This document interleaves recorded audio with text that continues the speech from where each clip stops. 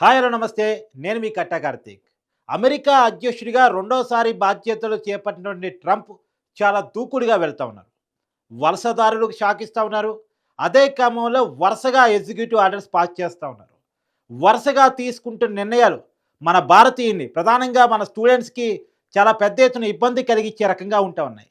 వరుసగా షాకులు ఇస్తున్నాడు అని చెప్పాలి. ఇంకా మన మోటు భాషలో చెప్పాలంటే ట్రంప్ కంపు కంపు చేస్తున్నాడని చెప్పాలి. ఏ రకంగా అనేది ఒక్కోటి ఎక్స్‌ప్లెయిన్ చేసే ప్రయత్నం చేస్తాను. నిజానికి ఆ దేశ అధ్యక్షుడి స్థాయిలో, ఆ దేశ నాయకుడిగా తీసుకున్న నిర్ణయాలు కొంత కరెక్టే కావచ్చేమో కానీ, అమెరికా ఎదిగిన పునాదుల మీద, ఆ ఎదగటానికి కారణమైనటువంటి విషయాల మీద తీసుకుంటున్న నిర్ణయాలుగా అనిపిస్తా ఉన్నాయి. ప్రధానంగా మన భారతీయ స్టూడెంట్స్ అక్కడికి వెళ్లి చదువుకొని, అక్కడే జాబులు ఎతుక్కొని, అక్కడే సెటిల్ అవుతూ ఉంటారు ప్రధానంగా. ఆ వెళ్ళే క్రమంలో కొన్నిసార్లు డాక్యుమెంటెడ్ ఎవిడెన్స్ చూపించడంలో కొంత ఫెయిల్ అవుతూ ఉంటారు. కొన్ని తప్పుడు పత్రాలు కూడా చూపిస్తూ ఉంటారు. ఇవన్నీ వెతికే పనిలో ఇయాల ట్రంప్ పడ్డాడు. వెతికే పనిలో మాత్రమే కాదు, వాళ్ళని సహజంగా పట్టుకుంటే వెనక్కి మన దేశానికి తిరిగి పంపిస్తారు. మన దేశం అయితే మన దేశం, చైనా అయితే చైనా, మెక్సికో అయితే మెక్సికో, ఏ దేశం అయితే ఆ దేశాన్ని తిరిగి పంపించేస్తారు. కానీ ట్రంప్ నేను పంపను, పంపబోను అని చెప్పేసి చెప్తున్నాడు. జైల్లో పెడతాను అని కరాఖండిగా చెప్తున్నాడు. సో, తప్పుడు డాక్యుమెంట్స్‌తో అమెరికా వెళ్ళే వాళ్ళు జాగ్రత్తగా ఉండండి. ఇది నేను దొంగతనంగా వీసా లేకుండా అమెరికాకి వలస వెళ్తున్న వాళ్ళ గురించి చెప్పట్లేదు. తప్పుడు పత్రాలు చూపించి, ఫోర్జరీ పత్రాలు చూపించి వెళ్తున్నటువంటి వాళ్ళ గురించి చెప్తున్నాను. ప్రధానంగా H1B వేసేవాళ్ళు కన్సల్టెన్సీల మాటలు నమ్మి తప్పుడు పత్రాలు చూపించి అమెరికా వెళ్ళి జాబులు ఎతుక్కునే వాళ్ళు చాలామంది ఉంటారు. అంటే జాబు ఉన్నట్టు కంపెనీ పంపించినట్టు అమెరికా వెళ్తారు.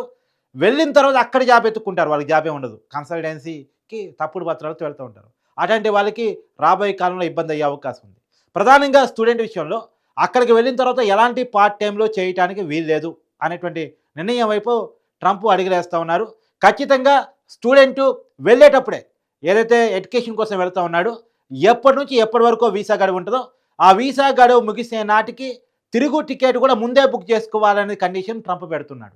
అంటే ఎప్పుడైతే మనం టికెట్ బుక్ చేసుకుని అమెరికా వెళ్తామో రిటర్న్ టికెట్ కూడా చూపించాలి. రిటర్న్ టికెట్ చూపిస్తేనే అమెరికాకు ఎలో చేస్తాము అని కండిషన్ పెడుతున్నారు. నిజానికి ఇది ఇబ్బంది. మన వాళ్ళు ఎవరు కూడా తిరిగి రావటానికి అమెరికా వెళ్ళరు. నిజానికి America education system Indian system కంటే గొప్పదని కాదు. అక్కడ చదువుకునే పేరుతో మళ్ళీ అక్కడే జాబ్ ఎత్తుకొని అక్కడ సెటిల్ అవుదాని వెళ్తారు. భారతీయ టెక్నికల్ ఎడ్యుకేషన్ కంటే అమెరికాలో మాస్టర్ చాలా గొప్పది, గొప్ప ఎడ్యుకేషన్ ఉంది అన్న దానికోసం ఖచ్చితంగా కాదు.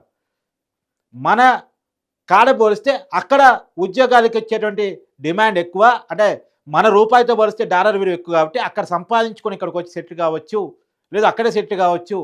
సంపాదన మార్గాల కోసం మాత్రమే అమెరికా వెళ్తూ ఉంటారు. అలాంటి వాళ్ళకి రాబోయే కాలంలో చాలా పెద్ద దెబ్బ జరిగే అవకాశం ఉంటుంది. పైగా అక్కడ పార్ట్ టైమ్‌లో చేసుకొని పోతే మొత్తం డబ్బును స్టూడెంట్సే భరించాల్సి వస్తుంది. మామూలుగా అయితే ఒక అమెరికా స్టూడెంట్స్‌కి అండ్ అమెరికా వెళ్ళే స్టూడెంట్‌కి 30-40 లక్షలు ఖర్చు అవుతుంది. ఆ 30-40 లక్షల ఖర్చు 10-15 లక్షలు ఇక్కడ వీళ్ళు తీసుకొని వెళ్తారు. ముందు ఫీజు కడతారు. తర్వాత పార్ట్ టైమ్‌లు చేసుకుంటూ దశల వారీగా యూనివర్సిటీ ఫీజులు కడతా ఉంటారు. ఇప్పుడు పార్ట్ టైమ్‌లు చేసుకోవడానికి లేదు అంటే మొత్తం ఫీజును పేరెంట్సే పంపించాలి. ఇప్పుడు 10-15 లక్షలు భరించాల్సిన పేరెంట్స్ రేపు రాబోయే కాలంలో ఫీజు మొత్తం భరించాలి. వాళ్ళ వసతి ఖర్చు మొత్తం భరించాలి. తిండి, తిప్పలు, స్టేయింగ్ అన్నీ భరించాల్సిన పరిస్థితి వస్తుంది. సహజంగా కొంతమంది అనొచ్చు యూనివర్సిటీలో కూడా పార్ట్ టైమ్ జాబ్‌లు దొరుకుతాయి అంటే అందరికీ దొరికే పరిస్థితి ఉండదు. కొద్దిమంది స్టూడెంట్స్ మాత్రమే యూనివర్సిటీలో కొన్ని పార్ట్ టైమ్ జాబ్‌లు దొరికితే అంతవరకు ఎలా ఉంటుంది. కానీ చాలామంది బయట పెట్రోల్ బంకుల్లోనో, లేదు ఇంకో గ్యాస్ స్టేషన్స్‌లోనో ఇలా రకరకాల పనులు చేసుకుంటూ అక్కడొచ్చే డబ్బులతో యూనివర్సిటీలో చదువుకుంటూ, వాళ్ళ ఖర్చులు వెల్లదీసుకుంటూ, ఫీజులు కూడా కట్టుకుంటూ ముందుకెళ్ళిపోతా ఉంటారు. రేపు రాబోయే కాలంలో ట్రంప్ నిర్ణయాల ఫలితంగా ఈ పరిస్థితులు లేకుండా పోయే అవకాశం ఉంది. ఇది పూర్తిగా భారతీయ కుటుంబాల మీద, మధ్య తరగతి మీద చాలా ఎఫెక్ట్ పడే అవకాశం కనపడతా ఉంది. నిజానికి ఆ దేశ అధ్యక్షుడి కోణంలో దీన్ని నిర్వహించాలనుకోవడం కరెక్టే కావచ్చు. కానీ మన వాళ్ళు మెక్సికన్సో, చైనీసో లేకపోతే అమెరికాలో పనిచేసే వాళ్ళ శాతం బాగా తగ్గింది. తక్కువ రేట్‌కి ఎక్కువ పని చేయగల కెపాసిటీ ఉన్న వాళ్ళు మన వాళ్ళు మాత్రమే. అమెరికాలో రోడ్డు ఊడ్చే జాబులు చేసే వాళ్ళంతా పాపం మెక్సికన్సే. అమెరికా వాళ్ళెవరూ ఆ జాబులు చేయరు. ఒకవేళ మెక్సికన్‌ని తిప్పి పంపిస్తే వలసదారి పేరుతోనో, ఇంకో పేరుతోనో తిప్పి పంపిస్తే అమెరికాలో రోడ్డు ఊడ్చే భాగ్యం కూడా ఉండదు. అమెరికా వాళ్ళ ఫీలింగ్ ఏందంటే తక్కువ స్థాయి జాబులు మేము చేయబోమని. ఇప్పుడు మరి ఆ జాబులు అమెరికన్స్ చేస్తారా? ఆ వేతనాలు చేస్తారా? అదే ఒకవేళ చేయకపోతే అమెరికా ఆర్థిక వ్యవస్థ మీద పడే ప్రభావం ఎంత? ఆ జీతాలకు చేస్తారా? ఇంకో పాయింట్ కూడా. ఇవన్నీ కూడా రాబోయే కాలంలో ట్రంప్‌కే బిగ్ ఛాలెంజ్‌గా మారే అవకాశం ఉంది. రెండోది టెక్నికల్ జాబుల కోసం వచ్చేటువంటి భారతీయ విద్యార్థులను గనక రకరకాల కారణాలతో అడ్డుకుంటే, రిటర్న్ టికెట్ బుక్ చేపించి గనక ఎడ్యుకేషన్ అయిపోగానే తిరిగి ఇండియాకి గనక పంపిస్తే, అమెరికాలో టెక్నాలజీ తెలిసినటువంటి అమెరికన్ చాలా తక్కువ. ఇవాళ అమెరికాకు అవసరమైనటువంటి టెక్నాలజీ పీపుల్ని ఉత్పత్తి చేసే స్థాయిలో అమెరికా ఎడ్యుకేషన్ లేదు. ఉదాహరణకి మన భాషలో చెప్తారు, 1,00,000 మంది ప్రతి సంవత్సరానికి అమెరికన్స్‌కి టెక్నీషియన్స్ అవసరమైతే, అమెరికా వాళ్ళు 50,000 మందిలో మాత్రమే ఆ పర్టిక్యులర్ కోర్స్‌కి సంబంధించి చదివినోళ్ళు ఉంటారు. మిగతా 50,000 మందిని భారతదేశమో, ఇతర దేశాల్లో పూర్తి చేస్తున్నాయి. పైగా మన వాళ్ళ స్టాండర్డ్స్ చాలా ఎక్కువ. మన వాళ్ళ నైపుణ్యత చాలా ఎక్కువ. కాబట్టి కేవలం మన దేశ నైపుణ్యత కారణంగా అమెరికా చాలా ఎదుగుతూ వచ్చింది టెక్నాలజీ పరంగా. ఇవాళ మన దేశస్తుల్ని గనక అమెరికా కాదు అనుకుంటే, రకరకాల కండిషన్లు పెట్టి తగ్గించుకుంటూ పోతే, అమెరికా వాళ్ళకి అవకాశాల పేరుతో గనక మన వాళ్ళని పక్కన పెట్టేస్తే, అమెరికాకే మొత్తానికి ఇబ్బంది వచ్చే అవకాశం ఉంటుంది. నేను ఒక చిన్న ఉదాహరణ చెప్తా. ఇవాళ గూగుల్ సీఈఓ ఎవరు? సుందర్ పిచాయ్, భారతీయ మూలాలు ఉన్న వ్యక్తి. మైక్రోసాఫ్ట్ సీఈఓ సత్యనారాయణ ఎవరు? భారతీయ మూలాలు ఉన్న వ్యక్తి. ఆపరేటింగ్ సీఈఓ ఎవరు? ప్రియా బాలసుబ్రమణ్యం, భారతీయ మూలాలు ఉన్న వ్యక్తి. సో అమెరికా దిగ్గజ కంపెనీని భారతీయులు ఏరుతున్నారు. దిగ్గజ కంపెనీలు, చిన్న కంపెనీలు కావు. అమెరికా ఎకానమీలో చాలా పెద్ద విప్లవాన్ని తీసుకొచ్చిన కంపెనీలని భారతీయులు హ్యాండిల్ చేస్తూ ఉన్నారు. భారతీయ మూలాలు ఉన్న వాళ్ళు హ్యాండిల్ చేస్తున్నారు. అమెరికాలో ఏ రంగం అని చూడండి, అది మెడిసిన్ చూస్తారా, ఫార్మా చూస్తారా, ఐటీ చూస్తారా, ఏ రంగం అన్నా చూడండి, ఆ రంగంలో భారతీయుల పాత్ర చాలా ప్రముఖమైంది.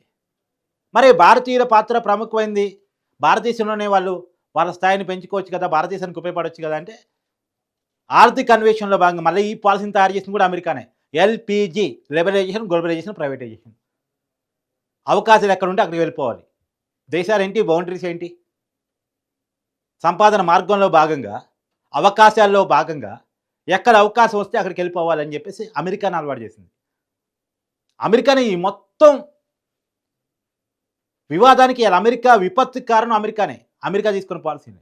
ఇవాళ అమెరికా వాళ్ళకి అవకాశాల పేరుతో, అమెరికా ది గ్రేట్ పేరుతోటి, అమెరికా వాళ్ళకే అమెరికా అవకాశాలనే పేరుతోటి బయట దేశం వాళ్ళని నివారించే పరిస్థితి ఉంటే, మొన్నటిదాకా చెప్పిన నీతి ఏంటి మరి? మొన్నటిదాకా లిబరలైజేషన్, ప్రైవేటైజేషన్, గ్లోబలైజేషన్ అని చెప్పేసి ఇచ్చి నినాదం ఏంటి మరి? తప్పని అమెరికా ఒప్పుకోగలుగుతుందా? ప్రపంచ దేశాలకు మూల్యం చెల్లిస్తుందా? ప్రపంచ దేశాల మానవ వనరుని మొత్తాన్ని హోల్డ్ చేసుకొని వాళ్ళ డాలర్ని ఆశగా చూపిస్తే అమెరికా మూల్యం చెల్లిస్తుందా? అమెరికా? ట్రంప్ సమాధానం చెప్పాల్సిన పరిస్థితి కనపడుతూ ఉంది. ఇది మాత్రమే కాదు, నేను అనేక ప్రశ్నలు అమెరికా మీద స్పందించగలను. ఇవాళ వలసదారుల వల్ల అమెరికాలో నేరాలు పెరుగుతున్నాయి, దోపిడీలు పెరుగుతున్నాయి, దొంగతనాలు పెరుగుతున్నాయని ట్రంప్ చెప్తా ఉన్నారు. అమెరికాలో నేరాలకు కారణం అమెరికాలో ఉన్న గన్ కల్చర్. గన్ కల్చర్ కారణం అమెరికా విధానం. ఆయుధాల కంపెనీకి ఆదాయం చేకూర్చాలని, ఎందుకంటే అమెరికా ఆదాయం అంతా ఆయుధాల కంపెనీయే. మన భారతదేశంలో కనుక లిక్కర్ వ్యాపార ప్రభుత్వాలు చేసినట్టు అక్కడ ఆయుధాల వ్యాపారం చేస్తూ ఉంటుంది ప్రభుత్వం. ఆయుధాల కంపెనీలతో కలగలిపి ఆయుధాల కంపెనీల కోసం ప్రజల చేతుల్లోకి ఆయుధాలు పెట్టింది అమెరికా.